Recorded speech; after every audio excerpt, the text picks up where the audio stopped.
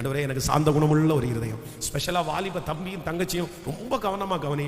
நீ கோவப்பட்டேன்னா ஆண்டவர் உன் பக்கத்தில் இருக்கவே மாட்டாருப்பா. வாலிப நாட்களில் கோவப்படுறவங்கள ஆண்டவர் ஆசீர்வதிக்கவே முடியாதுப்பா.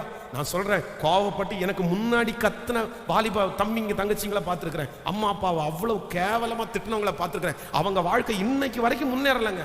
இன்னைக்கு வரைக்கும் முன்னேறல. அம்மா அப்பாவை கெட்ட வார்த்தையில பேசின, அம்மா அப்பாவை திட்டுன, அம்மா அப்பாவை கோவப்பட்டு பேசின நிறைய வாலிப தம்பிகளும் தங்கச்சிகளும் முன்னேறத நான் பார்க்கவே இல்லை. தயவு செய்து நீ அப்படி ஏதாவது செஞ்சிருப்பேன்னா மன்னிப்பு கேளு. இல்லை, நீ இந்த வயசுல உனக்கு கோவப்படுறதுக்கு ஒண்ணுமே இல்லை. எப்படி இந்த வயசுல கோவப்படலாம்? கோவப்படக்கூடாது. ஆண்டவருக்கு அது பிரியமே இல்லாதது. ஆமென் சொல்லுங்கள். கையை உயர்த்தி, எங்களுக்கு சாந்த குணமுள்ள ஒரு வாழ்க்கை, சாந்த குணமுள்ள ஒரு வாழ்க்கை.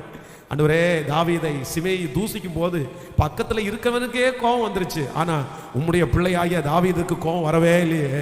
இப்பொழுது இந்த ஜெபத்துல இருக்கிற எங்களுக்கும், நாங்களும் உங்க சமூகத்துல உங்களை நோக்கி ஜெபிக்கிறோம். கர்த்தாவே, அப்படிப்பட்ட ஒரு சாந்த குணமுள்ள இருதயத்தை கர்த்தர் எங்களுக்கு தருவீராக. சொல்லுங்கள், ஆண்டவரே எங்களுக்கு தருவீராக. யோசேப்பிடத்திலே இருந்த அந்த சாந்த குணத்தை எங்களுக்கு தருவீராக ராஜா, தருவீராகப்பா. ஸ்தோத்திரம், தருவீராக ஆண்டவரே.